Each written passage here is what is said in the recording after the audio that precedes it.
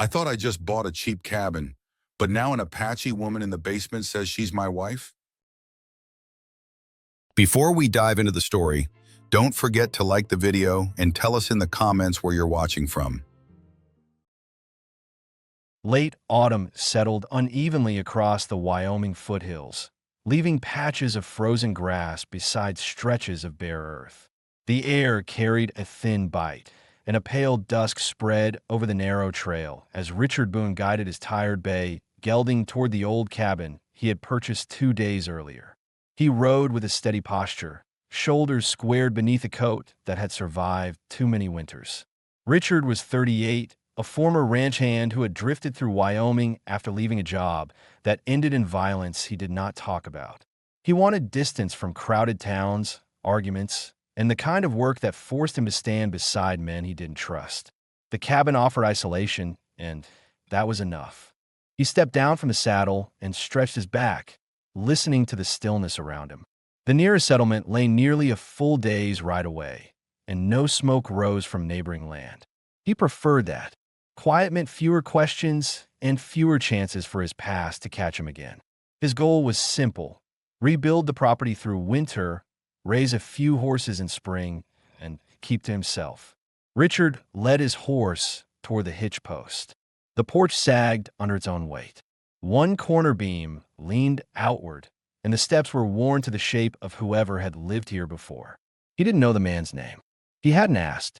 All he had been told was that the previous owner abandoned the property without settling his debts, and the cabin went up for sale in a hurry. Richard paid less than he expected, which made him cautious but not enough to walk away. Cheap land rarely came without problems. He opened the door and stepped into the dim interior. The hinges felt stiff from disuse, and the smell of dust and drywood hung in the air. A single warped table stood against the wall. A broken chair lay overturned. Cobwebs stretched across the corners. Richard lit his lantern and hung it from a nail beside the window frame, letting the warm glow settle over the uneven floorboards. He surveyed the room with the eye of someone used to making repairs. The roof joints needed reinforcement. The floor had weak spots. A cold draft slipped under the walls. Nothing he couldn't handle. He was used to working alone, used to building things from nothing. He walked from one end of the room to the other, noting what supplies he would need and how many days the repairs might take. He mentally divided the tasks, reminding himself that winter would come fast, and he needed the cabin secure before the first heavy snowfall. As he unpacked his gear, a faint noise drifted up from beneath the floor, a controlled, repetitive sound that didn't match the wind or settling wood. Richard stopped instantly. His instincts sharpened. Years on ranches, herding cattle through unfriendly territory, had trained him to pay attention to anything out of place. He waited for the noise to repeat, barely breathing. It came again, a small shift of weight, a shallow intake of air.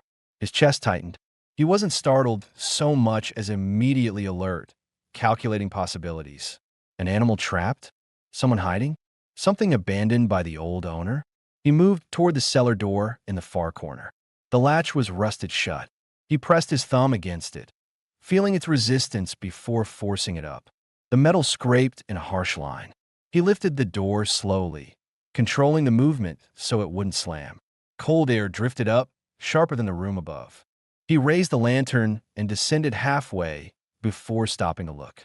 A woman huddled in the far corner. Her posture told a full story before she spoke. Arms raised to block blows that might never come. Knees pulled tight, shoulders drawn inward. Her long black hair fell around her face in tangled strands, and the thin cloth wrapped around her body looked inadequate against the cold. Raw burns marked both wrists. Her bare feet pressed in the dirt floor, toes curled as if preparing to push herself backward. She wasn't moving to attack. She was bracing for one. Richard held the lantern steady, letting her see him clearly. He didn't advance. He didn't lower his voice to soothe her. He simply stood there, waiting, trying to understand what he was looking at. Stress pinned tightly behind his ribs, but he forced himself to stay calm. Her breathing grew faster. When she finally spoke, her words broke unevenly. They said, "You are my husband now." She swallowed hard, as though the sentence itself pained her throat. Richard felt the weight of the situation immediately. Whoever lived here before had done something to her. She believed she belonged to him now, simply because he owned the cabin. A pressure settled in his chest that wasn't fear, but anger, directed not at her, but at the circumstance that trapped her here. "I bought this place yesterday," he said. "No one told me you were here." She stared at him, unable to decide whether his statement meant safety or danger. Richard recognized that look. He'd seen it on people who expected disappointment before it arrived. She tried to stand, but her legs trembled. He moved forward half a step out of instinct, but stopped instantly when she recoiled. He needed to earn her trust without force. He pulled off his coat and extended it from a distance, giving her time to decide. Her eyes flicked from the coat to his face, searching for trickery.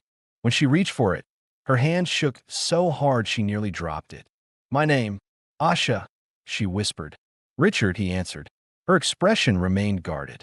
She wasn't reassured yet. She didn't have a reason to be. "Let's get you out of here," he said. She hesitated, then followed him slowly, bracing herself on the stair rail.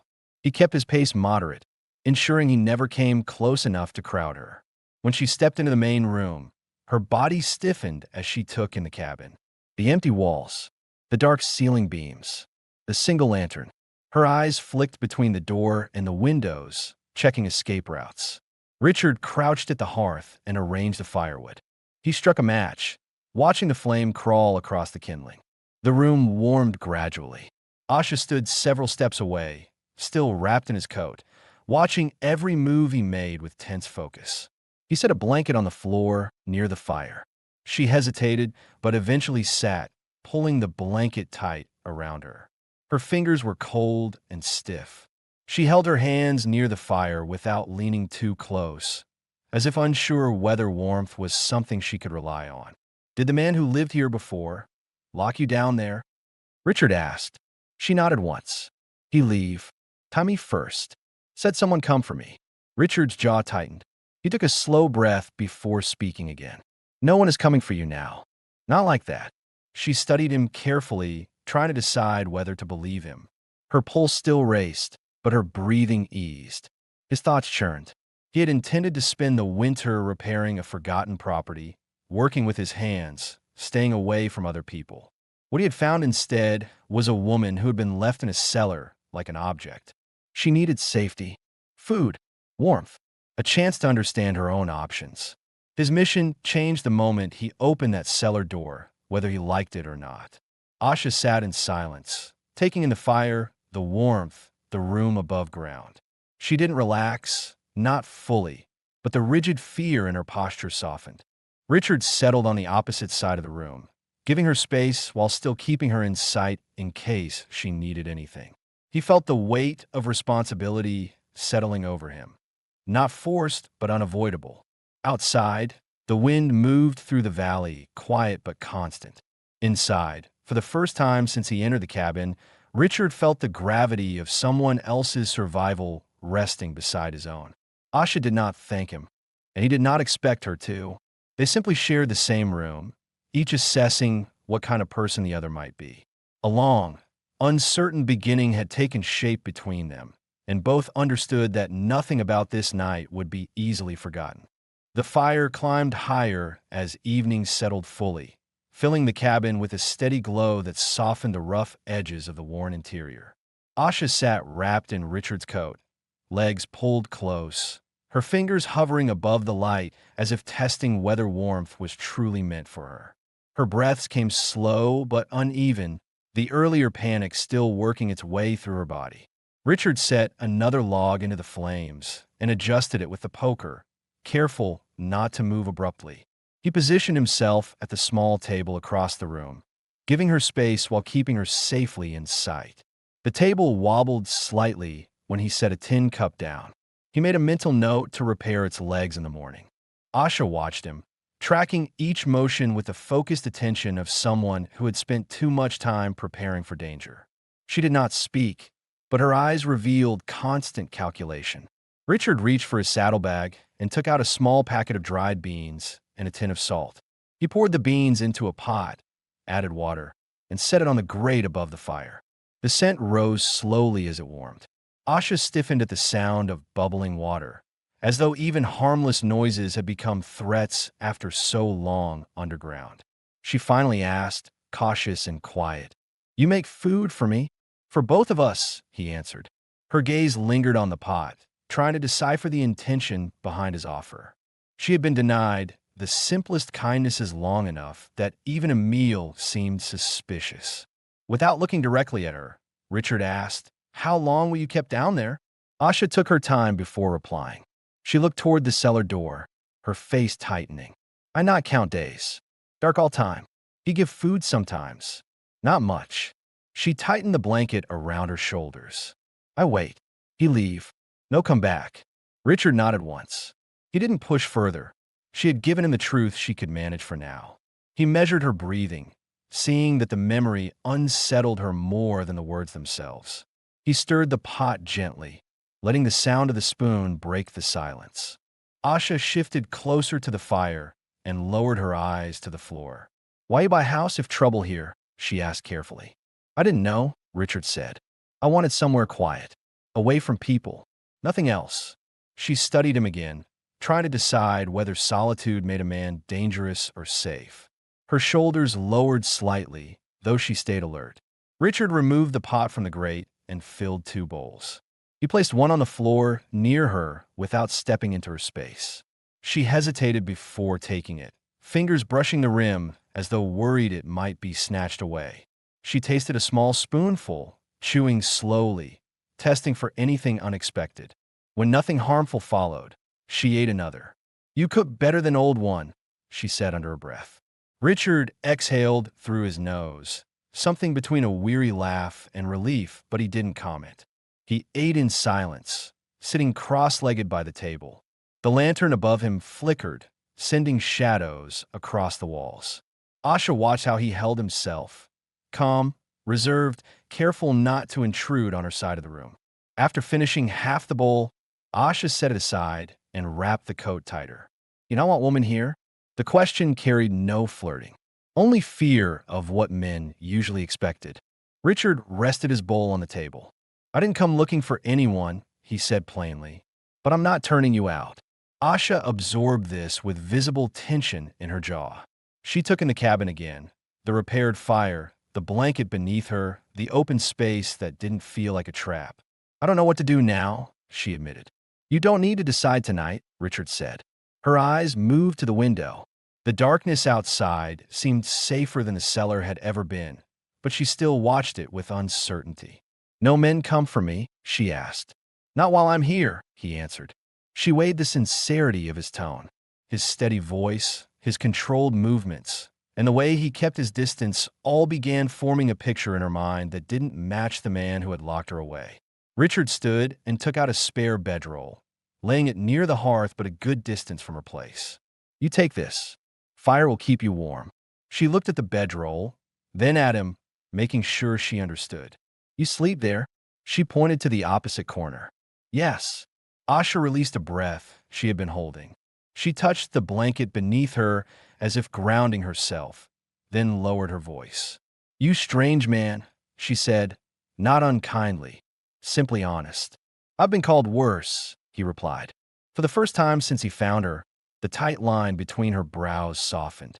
Not a smile, just a small easing of fear. As the fire settled into a steady burn, Richard removed his boots and checked the pistol he kept near the table. He wasn't worried about Asha, but about whoever might come looking for what they believed they still owned. He glanced at the door, already planning a stronger lock for tomorrow. Asha watched him with a new kind of attention, not fear but curiosity. "You have family?" she asked softly. "No," he said, "not anymore." She didn't ask what happened. She sensed the boundary without being told. The room quieted. The fire cracked softly. Asha lay down on the bedroll, pulling the blanket up against her chin. Her eyes closed slowly, though she kept them half open for several minutes, checking the room again and again. Richard sat at the table until she finally slept. Her breathing changed, settling into a steady rhythm. Only then did he allow himself to rest on his own bedroll, facing the door, one hand near the pistol, not out of fear of her, but because he had seen enough cruelty in his life to know it rarely ended cleanly. Before sleep took him, he looked once more toward Asha.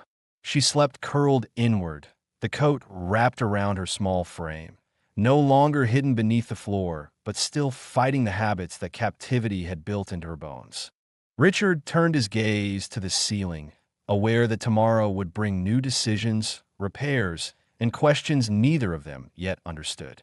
It was the first night where the cabin held two people trying quietly to survive their own histories, sharing a fire that neither had planned for, but both needed more than they realized. Gray light seeped through the cracked window when Richard opened his eyes. The fire had burned down to a warm bed of coals, and the air inside the cabin carried a faint chill. He sat up slowly, joints stiff from sleeping on the uneven floorboards. Before doing anything else, he looked toward the hearth. Asha lay curled beneath the blanket, the coat still wrapped tightly around her. Her breathing was steady. She didn't look peaceful. Her hands were clenched near her chest, as if some part of her body braced out of habit. But she was asleep above ground, and that mattered.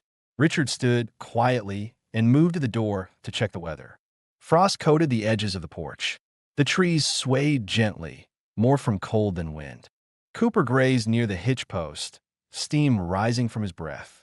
The world felt still enough that Richard listened for anything unusual. Footsteps, distant hooves, men talking, but heard nothing. He returned inside and shut the door softly. Asha stirred at the sound. Her eyes snapped open, sharp and alert before she recognized where she was. Her shoulders lowered a little, but tension remained in her posture as she pushed herself upright. "You wake early," she said, voice rough from sleep. "Always have," he replied, pulling on his boots. She scanned the room again, confirming it hadn't changed overnight. "I thought maybe cellar again," she admitted quietly. "You won't go back there," he said firmly. The certainty in his tone made her pause. She studied him as if trying to understand why a man would make a promise without expecting something in return. Richard made a small gesture toward the water bucket. "You can wash up if you want. I'll go get more." Asha hesitated, then nodded. She waited for him to leave before standing fully. Her legs shook slightly when she rose, showing how long she had been kept in confinement. She held onto the table edge for balance. Outside, Richard hauled fresh water from the well. He filled the bucket, scanning the tree line for movement. The isolation was comforting, but the encounter in the cellar made him aware of the risks tied to the land's previous owner. He knew nothing about the kind of men the man dealt with, or whether they would come back looking for what he left behind. When Richard returned, Asha stood near the fire pit, smoothing her tangled hair with her fingers. She looked cleaner now, face and arms washed, though the cold air had turned her cheeks a soft red. She didn't look relaxed, but the sharp panic from the night before had faded. Richard set the bucket down and pulled out a skillet. "I'll make something simple," he said. Asha watched closely as he cracked eggs and stirred them over the heat. She stepped forward slowly, almost cautiously, and reached for a piece of old bread left on the shelf. She handed it to him without speaking, offering help in the only way she felt comfortable. He took it. "Thanks." While the eggs cooked, she moved around the room with quiet steps, taking in details she hadn't noticed the night before. A cracked mug on the shelf, a loose floorboard near the door, the revolver resting on the table within Richard's reach. She studied the gun longest, her expression difficult to read. "You use that often?" she asked. "Not unless I have to." She absorbed the answer carefully, trying to match it with the man standing in front of her. "Old man use gun too much," she said. "He shoot at ground, at walls, at me." Her voice hardened at the last word, but she didn't look away. Richard kept his tone even. "That won't happen here." Asha sat down near the table, pulling her feet beneath her, showing a little more trust by placing herself in a vulnerable position with him standing above her. Richard plated the food and slid a portion across the table. She accepted it, eating slowly but with more appetite than the night before. As they ate, she finally asked, "Why you live alone?" Richard didn't answer immediately. He took a sip of water, thinking through what she deserved to know. "I worked too many places where fights broke out over small things," he said. Lost good people to bad decisions. Needed distance. Asha nodded, not pushing for more. Alone is safer sometimes, she said, her voice carrying a truth learned through painful experience. Richard looked at her wrists again, dark red and swollen. We'll get something on those today, he said. She lifted them slightly, surprised he noticed. If you have medicine, I'll make something with what I have. It won't sting. Asha seemed unsure how to respond to kindness. She folded her hands together and lowered her gaze. I'm not used to someone seeing hurt, she admitted. Richard stood and began clearing the table. I see it, he answered, but I'm not here to add to it. That stopped her. Her eyes widened with a fragile sort of disbelief, like hearing a language she'd forgotten. A soft knock sounded inside the cabin as the broom fell off the shelf unexpectedly. Asha jumped violently, heart pounding as she pressed back against the wall. Her reaction was immediate and intense, showing just how deeply fear lived inside her. Richard lifted the broom calmly and set it upright. It's just old wood shifting, he said. Nothing else. Asha exhaled shakily, embarrassed but unable to hide how her body reacted. I hear noise too long and dark, she said. Hard to stop. It'll ease, he said, not judging her panic. She sat again, pulling the coat around her. The firelight touched her face, and for the first time, her shoulders dropped a fraction in a sign of emerging trust. Richard looked toward the door, thinking of repairs that needed to be done before nightfall. I'll check the roof in a bit. You can rest if you need. She stood instead. I help, she insisted. I don't want to sit all day. Her determination impressed him. Despite wounds, fear, exhaustion, and starvation, she pushed herself upright with stubborn resolve. He nodded. Then we'll start with gathering wood. Asha stepped outside with him, blinking at the bright sky, maybe seeing open land for the first time in weeks. She took a breath that trembled but did not break. The day was beginning, and so was something else. Slow, cautious, unspoken. Two strangers learning how to share the same ground without stepping on each other's ghosts. The sun climbed just above the tree line as Richard and Asha stepped into the yard. Frost cracked softly beneath their boots, and faint steam rose from the horse's back where the early chill touched its coat. Asha wrapped the borrowed coat tighter around herself. Her bare feet, now covered with an old pair of Richard's socks she had folded and tied so they wouldn't slip off. They weren't proper shoes, but they kept her from freezing. Richard watched her for a moment, gauging how steady she seemed. She wasn't stable yet. Her legs still trembled when she shifted weight, but she held herself upright with stubborn determination. Don't push too hard, he said. I need to move, she replied, eyes fixed on the woodpile beside the cabin. Sitting makes thoughts worse. Richard understood that better than he expected. Work had been the only thing that kept him from getting pulled under after certain losses in his own life. He didn't question her further. He handed her a small hatchet. She accepted it, though her fingers hesitated around the handle. She was unsure, not of the tool, but of how he would react if she used it incorrectly. Richard stepped beside her, demonstrating with one clean strike how to split a thin piece of wood. You try, he said. Asha positioned the blade and brought it down with controlled force. The log cracked unevenly, but split. She stared at the result, as though surprised her body could still accomplish anything. Good, he said. She blinked, almost startled by the approval. They worked in a slow rhythm, Richard handling the larger logs, Asha breaking down the smaller ones. Each movement revealed more about her condition. Her arms were lean but tense, as if she'd been bracing for survival long before she was ever locked in that cellar. Her breathing hitched when she bent too low, showing soreness from confinement. Still, she continued. Birds scattered from a nearby pine at the sharp crack of Richard's axe.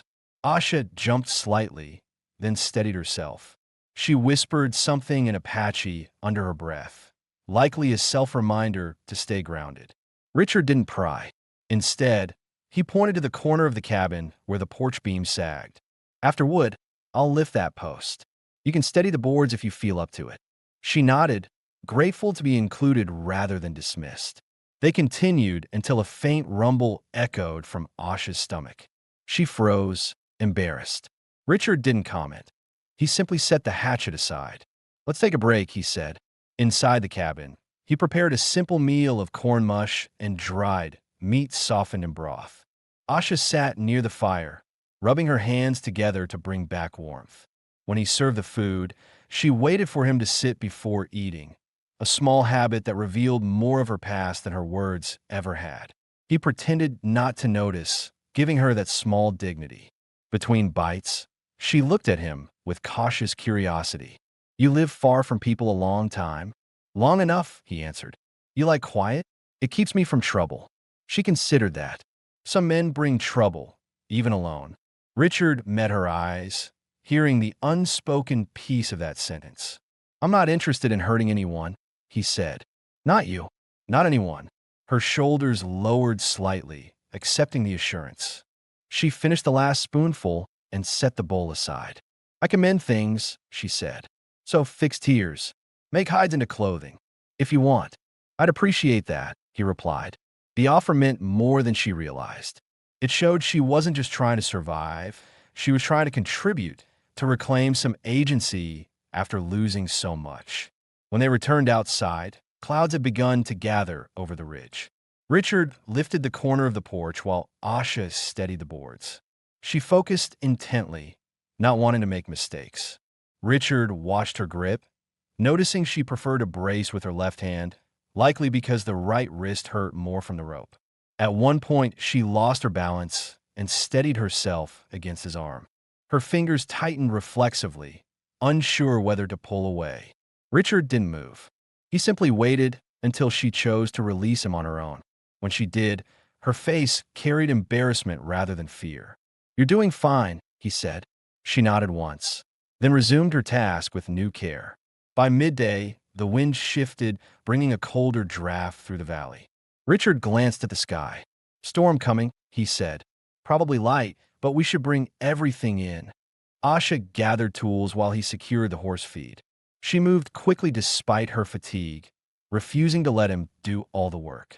When she carried the last bundle inside, she stopped near the door and looked out toward the tree-line. Her expression darkened. What is it? Richard asked. This land feels strange, she said quietly. Not bad, just quiet in different way. Different how? Like place waiting. He didn't know what that meant, but he didn't dismiss it.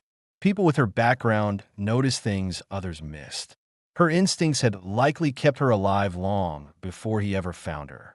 As the first flakes of snow drifted downward, Asha stepped back from the doorway and closed it firmly, as if sealing off whatever memories the outside stirred. She wrapped the coat around herself again and moved toward the fire. Richard shook the snow from his shoulders. You did good work today. Asha lowered her gaze. I tried. You did more than try. Her lips parted slightly, not quite forming a smile, but softening in a way that indicated she heard him, even if she didn't know how to respond. As the snow picked up, tapping lightly against the window, Asha sat near the hearth and pulled her knees close, not from fear but from cold. Richard added more wood, the flames rising and filling the cabin with a deeper warmth. It was the first full day they had worked side by side, learning each other not through long conversations but through effort, caution, and shared labor. Neither said it aloud, but both understood it. Survival in the valley had become something they were no longer facing alone. The snowfall lasted only an hour, leaving behind a thin white layer across the yard that crunched underfoot. By afternoon, most of it had melted into patches, exposing the dark soil beneath. Inside the cabin, the fire burned steadily while Richard cleaned his rifle at the table.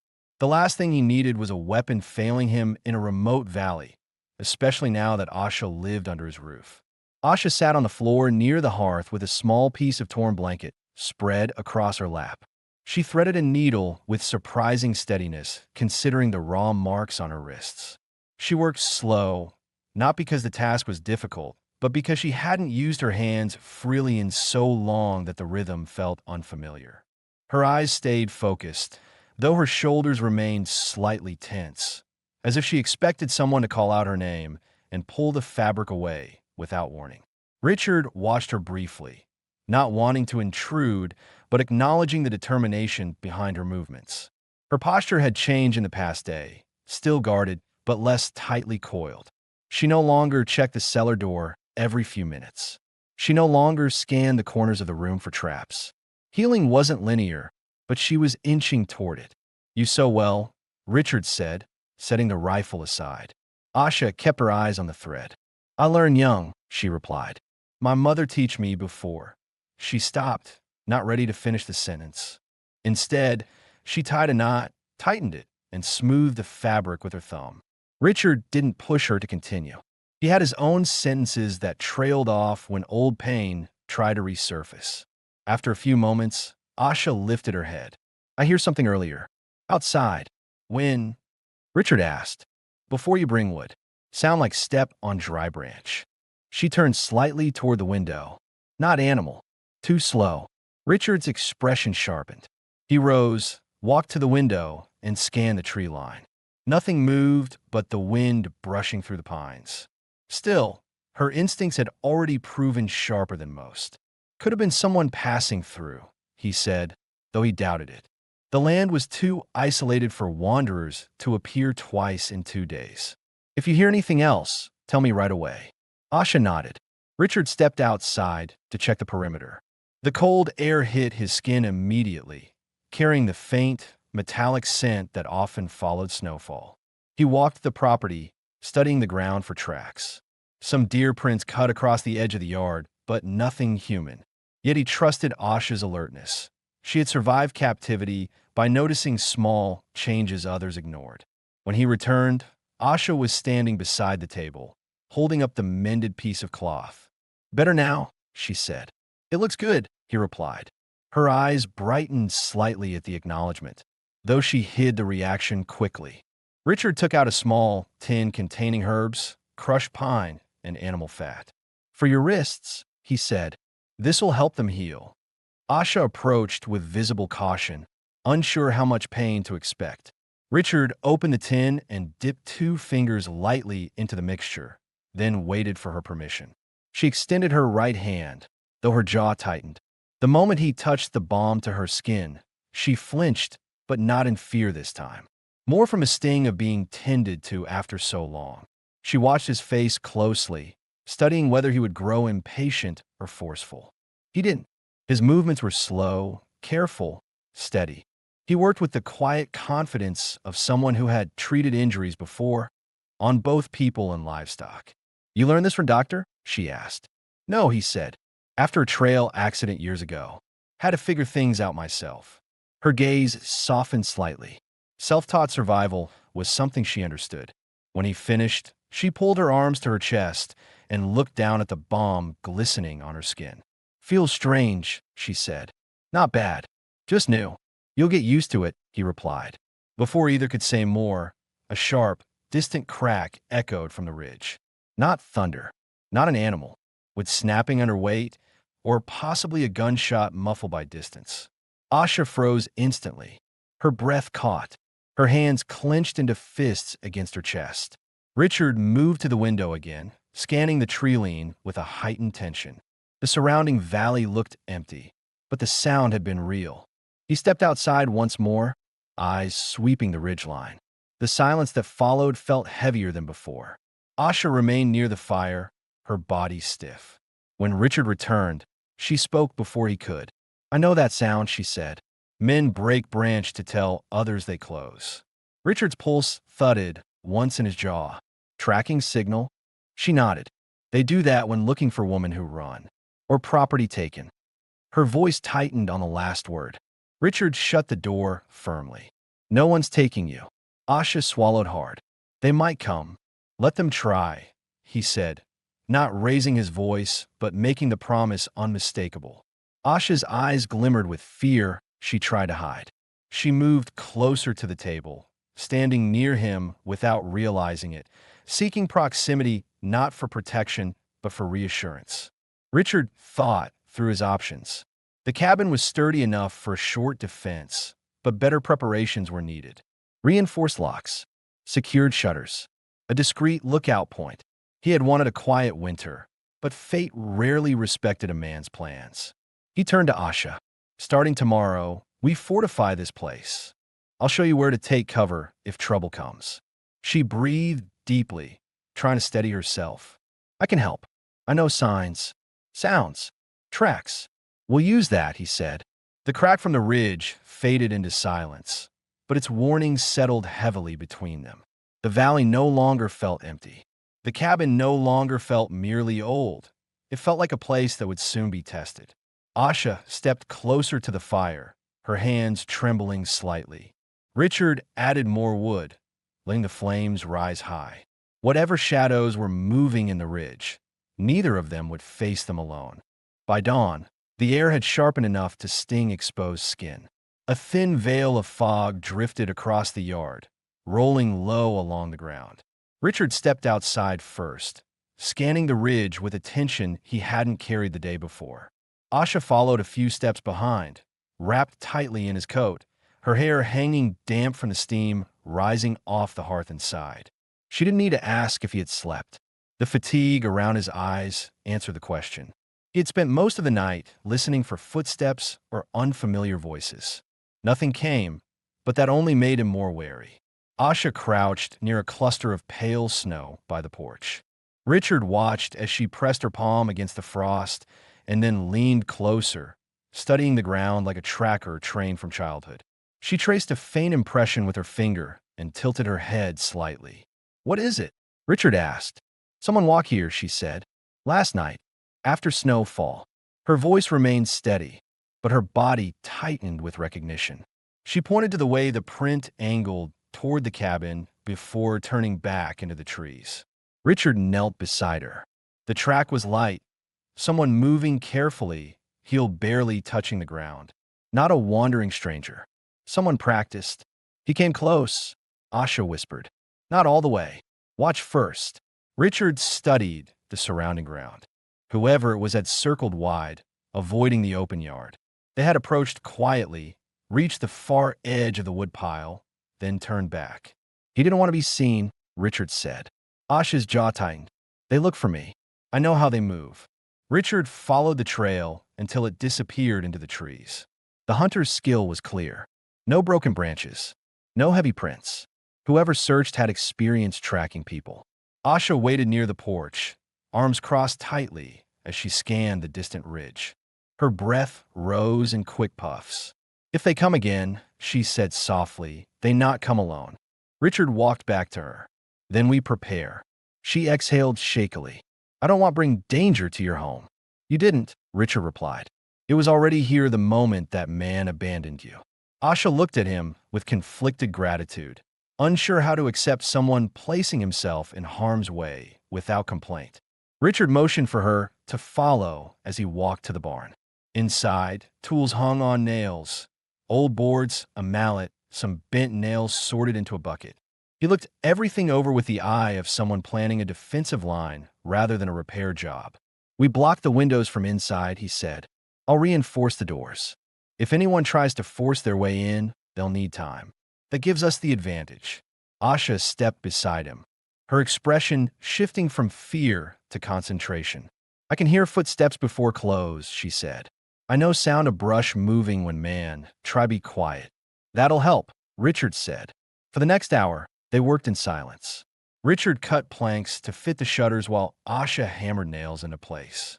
She swung the hammer carefully, her arms trembling from weakness but guided by determination. Every hit echoed through the cabin walls, adding another layer of security. Richard reinforced the main door with an additional board. Asha stood near the window, watching him as he checked the hinges twice. She admired the way he moved, deliberate, efficient, every action shaped by a lifetime of relying on his own hands. "You used to danger," she observed. "I used to travel with men who made trouble," he said. "Learned fast how to survive it. Why not stay with them?" "They weren't the kind worth staying with," he answered simply. Asha nodded. She understood, walking away from people who treated survival like a game. By midday, the cabin had grown noticeably darker, the new boards blocking sunlight. Asha lit an extra lantern and set on the table. Richard saw her glance toward the cellar door, not in fear, but in calculation, assessing whether it could serve as a hiding place or escape route if men returned. "There's another way out," Richard said, gesturing toward the small back window. if needed. Asha appreciated the directness. Men in her past had hidden truths or used fear to keep her compliant.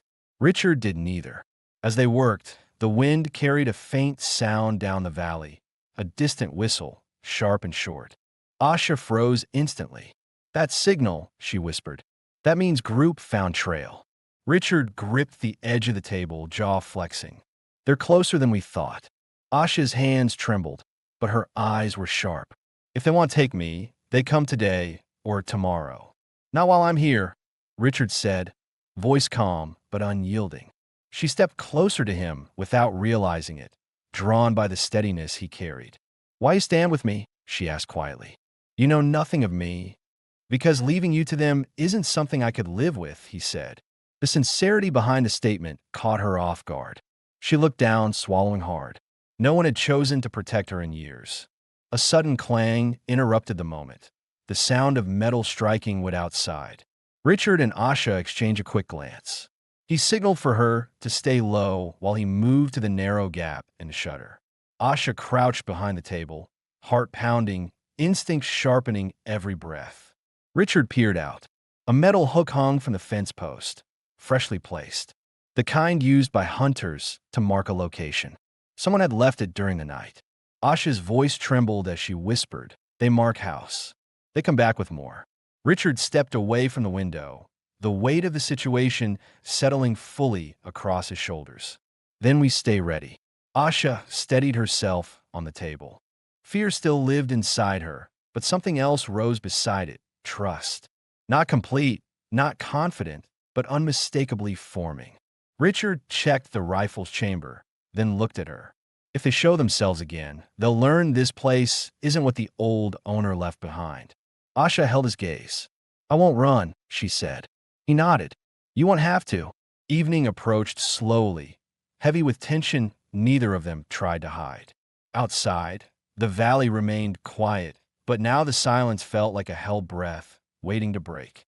The next morning arrived with a hard, colorless sky. Frost clung to every surface, turning the yard into a brittle sheet that cracked under the slightest pressure.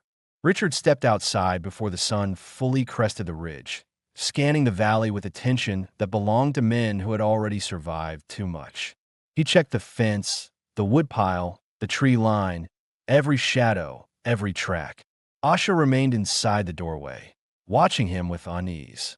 She didn't step onto the porch until he gave a brief nod, signaling it was safe for the moment. As she joined him, her gaze snapped upward. 3 silhouettes stood on the ridge. Tall figures, motionless, positioned side by side like markers. They weren't close enough to threaten, yet not far enough to ignore. They stood with the confidence of men who believed they had every right to survey the land below. Asha's breath shortened instantly. Her hands curled into the sleeves of Richard's coat, gripping the fabric as if bracing for impact. Richard's jaw tightened. "Stay behind me." "They found my trail," she whispered. "They wait to see if I run or hide." "They're not getting near this cabin," he said, voice steady but low. The figures didn't move for several minutes. Then one lifted his arm and pointed directly toward the cabin. Not a greeting, a warning. Asha backed up until she reached the porch railing. Her legs trembled, but her eyes stayed locked on the ridge. "I know that man in middle," she said. "He helped old owner catch women. He hurt many." Her voice cracked on the last word. Richard glanced at her. "You seen him before he took you?" "No," she said. "He come later. He check if I still alive."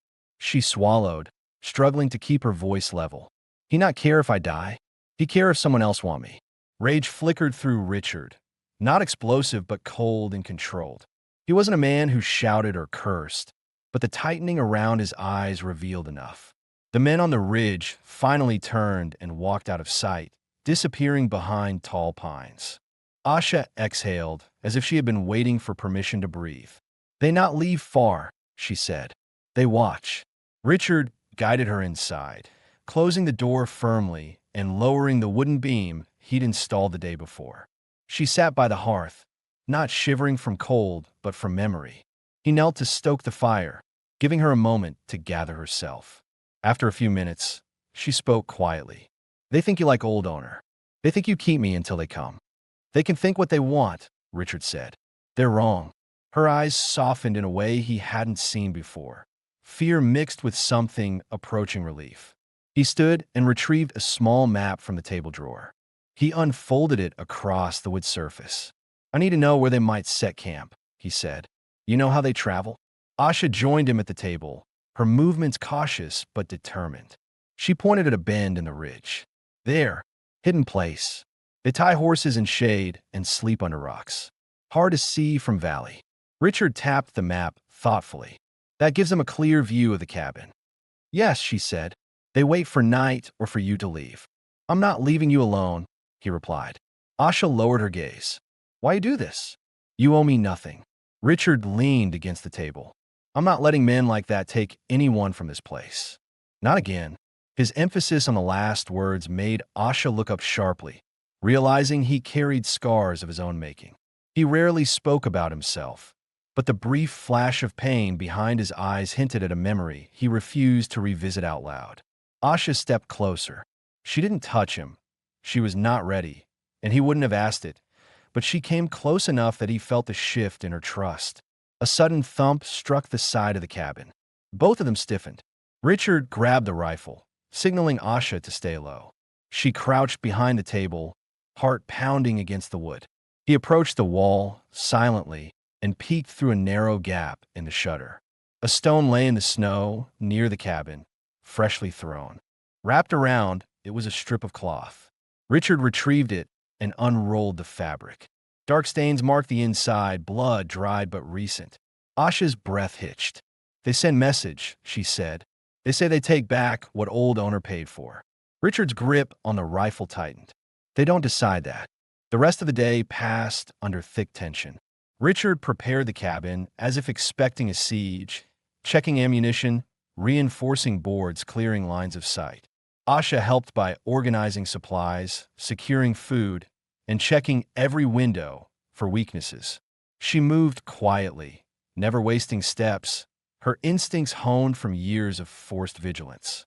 As evening approached, they sat near the fire, both alert despite the exhaustion settling into their muscles. They come after dark, Asha said softly. Always do. Richard shook his head. They're testing the place first, watching how we react. They won't rush unless they think we're afraid. I'm afraid, she admitted. Her voice didn't shake. It was simply the truth. Being afraid doesn't make you weak, Richard said. It makes you careful. Asha studied his face, searching for the moment he might show doubt. But he didn't. His calm was steady, not forced. You not leave me, she said, more statement than question. Not now, he answered. Not ever. A shadow of a smile flickered across her lips, brief, fragile, but real.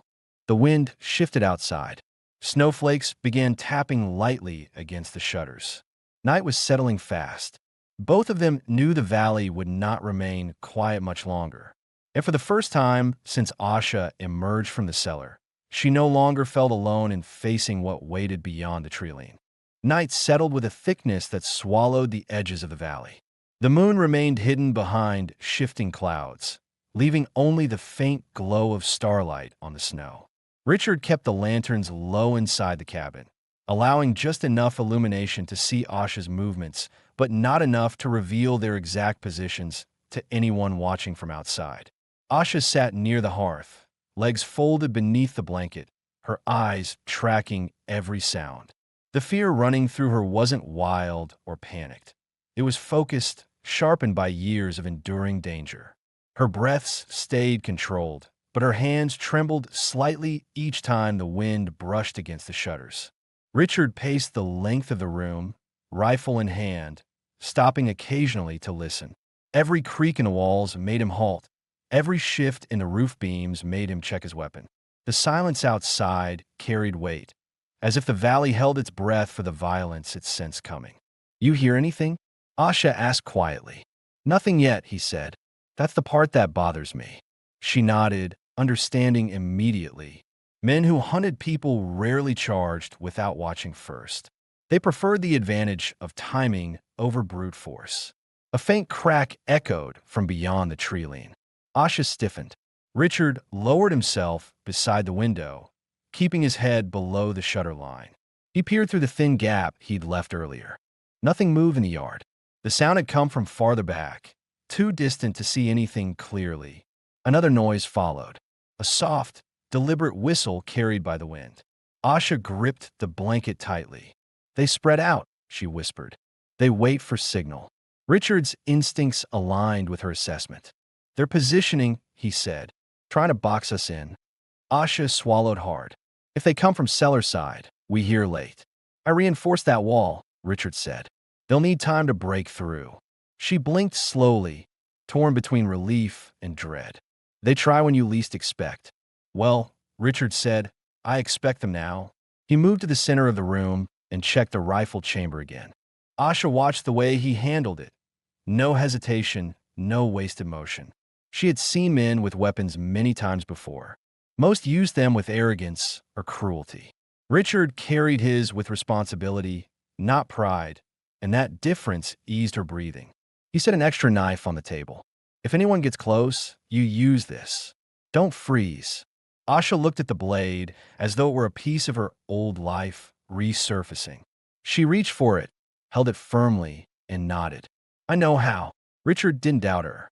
In the next moment, a heavy thump struck the back wall of the cabin. Asha jumped to her feet. Richard motioned for her to stay behind the table. He moved silently toward the sound, pressing his shoulder against the inner boards. Another blow landed, this one stronger. Someone was testing the reinforcement. A muffled voice carried through the wood. It was low, mocking, familiar in the way men spoke when they believed they owned everything they touched. Asha's breath caught. "That's him," she whispered. "Middleman on Ridge. His name. I not say." "You don't have to," Richard said. The voice called out again, words slurred from arrogance rather than drink. "We know she's in there. You got something that don't belong to you." Richard didn't reply. He held his position, thinking through the angles. There were at least 3 men, likely more. They wouldn't shoot yet. They wanted her alive. Another thump, then another. Asha flinched each time, though she didn't retreat from her place. She held the knife in both hands, her stance solid. Richard returned to the table and signaled for her to stay quiet. He grabbed his rifle and took position near the front window. A faint flicker of movement appeared between the trees, a silhouette shifting from trunk to trunk. "They're probing every side," he murmured. "Try to find the weakest point." Asha stepped close enough that her shoulder almost touched his arm. She whispered, "They not expect you to fight. They think you sell me back or give me to them." "They don't know me," he said. Outside, snow crunched under boots, multiple steps converging at different angles. A whispered command traveled through the dark. The men were coordinating. Asha's pulse hammered in her throat. She had been trapped before, but never with someone willing to stand for her. That truth unsettled her more than the threat outside. Richard moved away from the window, pulled Asha gently behind the table, and crouched beside her. His hand never grazed her skin. He kept a respectful distance, even in urgency. "I need you to stay down," he said quietly. "If they try to break in, they'll aim high first. That gives us time." Asha nodded, though her legs trembled. A sudden crash shook the back of the cabin. Wood splintered. Someone struck the reinforced beam with a heavy tool. Richard braced the rifle against his shoulder. They found the weak section. Asha felt her chest tighten. "What do we do?" "We make them rethink coming any closer." He moved to the back wall and waited for the next blow. When it came, a harder hit that cracked the first layer of wood. Richard fired a single shot upward through the top corner of the wall where he knew no one inside could be harmed. The bullet tore through the timber and exploded into the night air. Outside, a man cursed loudly. Boots scattered. Asha's breath shook, but she steadied herself. "You scare them." "Not enough to stop them," Richard said, "but enough to slow them down." For a long moment, the valley fell silent, except for the wind pushing thin branches against the roof. Then, something unexpected. Another sound traveled through the cold air. Hoofbeats. Not many, just one horse, approaching fast from the north. Asha's eyes widened. One of them. Richard shook his head. No, they'd never ride in alone. Whoever it was, the rider closed the distance quickly. The attacker stepped back into the trees, uncertain whether this new arrival was friend or enemy. Richard positioned himself by the door, rifle ready. A sharp voice rang out near the porch. "Boone, that you in there?" Asha stiffened. "You know this man?" Richard's eyes narrowed with disbelief. "I haven't heard that voice in 5 years." The hoofbeats slowed, and the horse snorted, its breath steaming. The same voice shouted, "Open up before I freeze to death." Asha gripped the knife tighter, unsure whether this newcomer meant salvation or more danger. Richard lowered the rifle slightly, not relaxed, but no longer aiming at the door.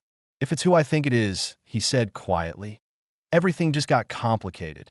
Outside, the unseen rider waited in the dark, unaware of the enemies hidden in the tree lean, or the frightened woman crouched behind the table, only calling out again, "Boone, it's me.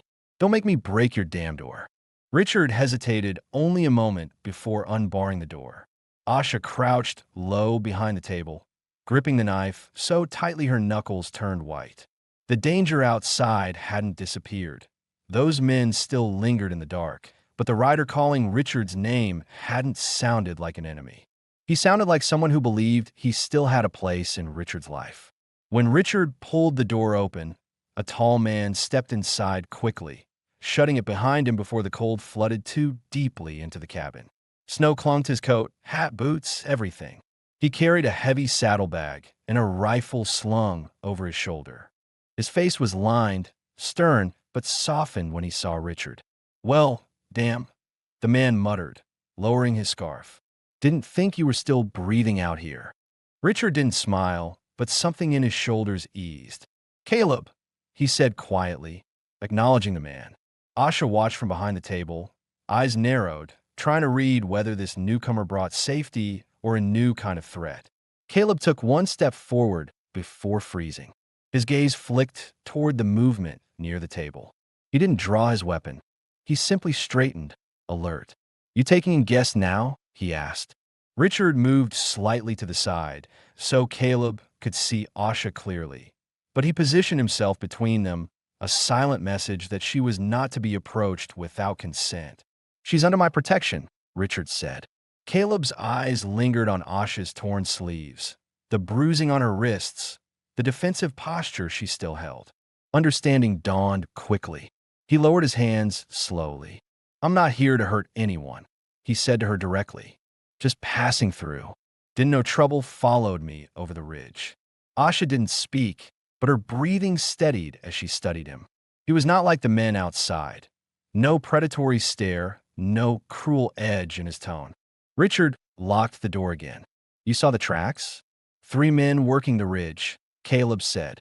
"Didn't know they were after you until I saw them circling your place. Been keeping distance, watching their movements before I came closer." Asha's voice finally emerged. "They want to take me." Caleb nodded once, grim. Figured it was something like that. Richard crossed the room to adjust the window boards. "They tried breaking in earlier. Won't stop long." Caleb unslung his rifle and checked the chamber. "Then let's make sure they don't get another chance." Asha blinked, surprised that a stranger would stand with them so easily. She glanced at Richard, searching his expression. He gave a small nod. Caleb could be trusted.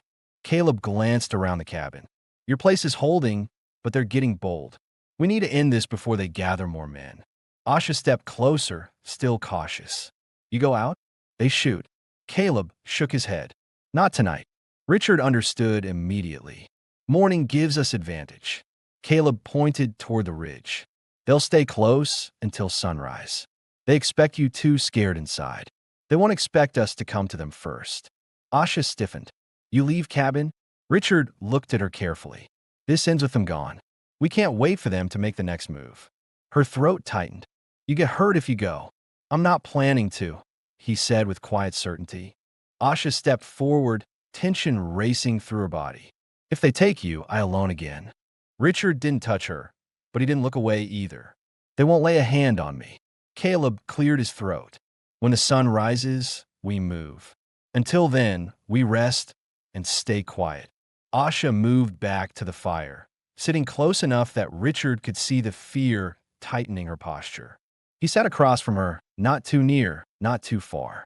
Caleb settled at the table, sorting extra ammunition, checking his sights, working with steady, efficient movements. Hours passed in tense silence. When the first pale light appeared along the ridge, Richard stood and pulled on his coat. Asha rose instantly. "I come too," she said, voice trembling but steady. "No," Richard answered gently. "I need you safe here." Asha shook her head, eyes burning with conviction. "I not hide while you fight for me." Richard stepped closer, not to dominate, but to speak to her clearly, honestly. "This isn't about you hiding. It's about choosing the place where you can survive. Let me and Caleb finish this." Her breath wavered, but she didn't argue again. Instead, she picked up the knife, held it to her chest, and said, "I wait. But come back." Richard nodded once. "I will." Caleb pushed open the door. The cold morning air swept in, and the two men slipped out quietly, leaving Asha inside with the fire and her pounding heartbeat. The valley was washed in gray light. The snow had crusted overnight, carrying sound farther than usual. Richard and Caleb moved low along the tree line, avoiding exposed ground. They found the tracks easily, deep impressions heading toward a rocky outcrop where the attackers had sheltered. Richard raised his hand. Three figures stood near a small fire, unaware of the approach. They argued bitterly about payment, about time wasted, about whether to storm the cabin once daylight strengthened. Caleb leaned close. "We call them out first. Let them see they're not the only ones with rifles." Richard stepped out from behind the rocks, rifle raised but not firing. "This ends now," he said, voice carrying across the clearing. The men spun around, startled. "You got something of ours," the leader snarled. Richard didn't blink. "She belongs to no one. Not now. Not ever." One of the men reached for his gun. Caleb fired a warning shot that slammed into the ground near his boot, scattering snow and forcing him backward. "Drop it," Caleb barked. They hesitated, surprised by the precision, the confidence. The leader spat in the snow. "She's worth money. We ain't leaving without her." Richard stepped forward, gaze deadly calm.